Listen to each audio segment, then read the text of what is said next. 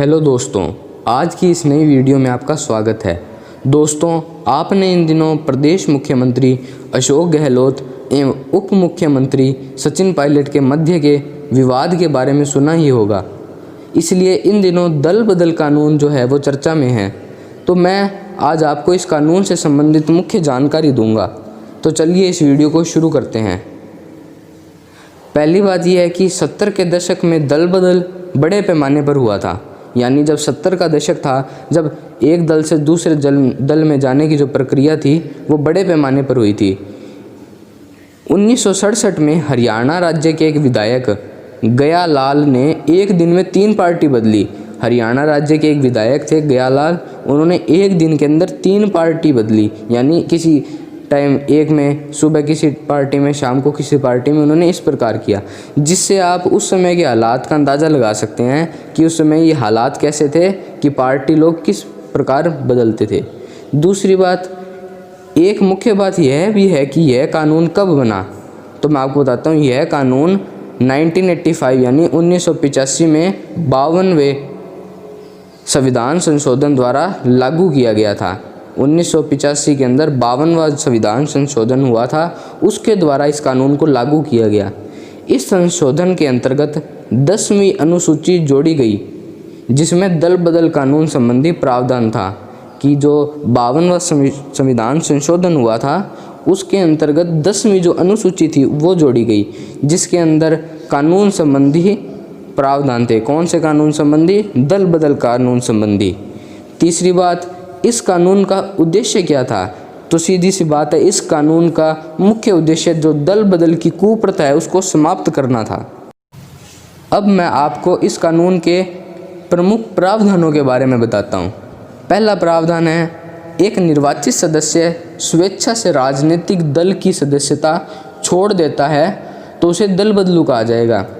यानी किसी भी पार्टी का निर्वाचित सदस्य अपनी इच्छा से उस राजनीतिक दल को छोड़ देता है तो उसे दल बदलू कहा जाएगा। दूसरी बात कि कोई निर्दलीय निर्वाचित सदस्य किसी राजनीतिक दल में शामिल हो जाता है। अगर कोई विधायक है जो कि किसी बड़ी पार्टी यानी बीजेपी, कांग्रेस, किसी भी पार्टी से नहीं लड़ा, वो निर्दलीय लड़ा और जीत गया, और बाद में वो किसी बड़ी पार्टी के अंदर शामिल होना चाहता है अपनी इच्छा से, और वो निर्दलीयता को त्याग कर किसी पार्टी का सदस्य बनना चाहता है, तो उस पर भी यह कानून लागू होगा और उसे भी दल बदलू कहा जाएगा। तीसरी बात, किसी सदस्य द्वारा सदन में पार्टी के पक्ष में विपरीत वोट किया जाता है तो ये जो कानून है उसके ऊपर लागू होगा।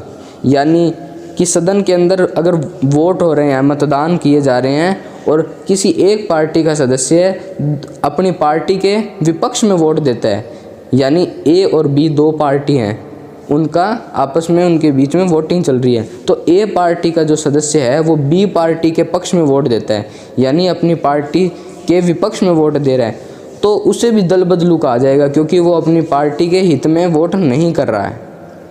चौथी बात, कोई सदस्य स्वयं को वोटिंग से अलग रखता है। अगर कोई सदस्य ये सोचे कि मैं वोट ना करूं और इन सब से दूर हो जाऊं, तो वो भी गलत है, क्योंकि अगर कोई सदस्य वोटिंग से अलग रहेगा, वोट नहीं करेगा, तो उस पर भी ये कानून लागू होगा और उसे भी दल बदलू कहा जाएगा। पांचवी बात, यदि मनोनीत सदस्य मनोनयन के 6 माह बाद किसी दल में शामिल हो जाता है। अगर कोई मनोनीत सदस्य है जो चुनाव में नहीं खड़ा हुआ, जिसे मनोनीत किया गया है, और वो अपने मनोनयन के 6 माह बाद किसी दल में शामिल हो जाता है, तो उस पर भी ये कानून लागू होगा, क्योंकि शुरू में तो वो किसी पार्टी के द्वारा नहीं आया था, उसे मनोनीत किया गया था, लेकिन बाद में अगर वो किसी पार्टी में शामिल होना चाहेगा तो उस पर यह कानून काम करेगा। छठी बात कि इस कानून के अनुसार यदि कोई अकेला व्यक्ति दल बदलता है तो वह दल बदलू माना जाएगा, लेकिन यदि उस पार्टी के 1/3 सदस्य चाहें तो अलग दल में शामिल हो सकते हैं। इस बात का ये मतलब है कि अगर कोई अकेला सदस्य अपनी पार्टी से दूसरी पार्टी में जाएगा तो उसे दल बदलू कहा जाएगा, लेकिन यदि उस पार्टी के 1/3 सदस्य दूसरी पार्टी में जाएंगे तो उन्हें दल बदलू नहीं कहा जाएगा। उदाहरण के लिए कि किसी पार्टी में 9 सदस्य हैं और उसमें से एक सदस्य दूसरी पार्टी में जा रहा है तो उसे दल बदलू कहा जाएगा। लेकिन अगर उन 9 व्यक्तियों में से 3 व्यक्ति दूसरी पार्टी में जा रहे हैं एक साथ तो उन्हें दल बदलू नहीं कहा जाएगा।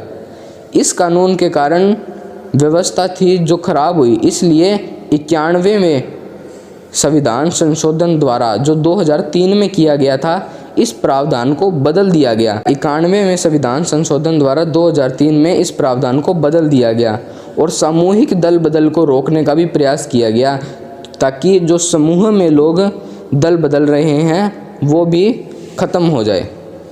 7वीं बात यह है कि वर्तमान में इसका क्या स्वरूप है। वर्तमान में इस कानून में किसी एक राजनीतिक दल को दूसरे दल में विलय करने की अनुमति दी गई है, यानी एक व्यक्ति दूसरे दल में नहीं जा सकता। अगर कोई एक पार्टी है वो पूरी पार्टी ही दूसरी पार्टी के अंदर विलय होना चाहती है, यानी उसके अंदर मिलना चाहती है, तो उसे दल बदलू नहीं कहा जाएगा और इसके लिए उस पार्टी के 2/3 सदस्यों का विलय के पक्ष में होना आवश्यक है। सभी का, पूरी पार्टी के सभी लोगों का उसके पक्ष में होना आवश्यक नहीं है। अगर उस पार्टी के 2/3 सदस्य भी उस विलय के पक्ष में हैं तो वो विलय हो जाएगा और उसे दल बदलना नहीं कहा जाएगा। एक मैं आपको मुख्य बात यह भी बताता हूँ कि जो स्पीकर होता है, चाहे वह लोकसभा स्पीकर है या फिर विधानसभा स्पीकर है, उस पर यह कानून है वो कार्य नहीं करता।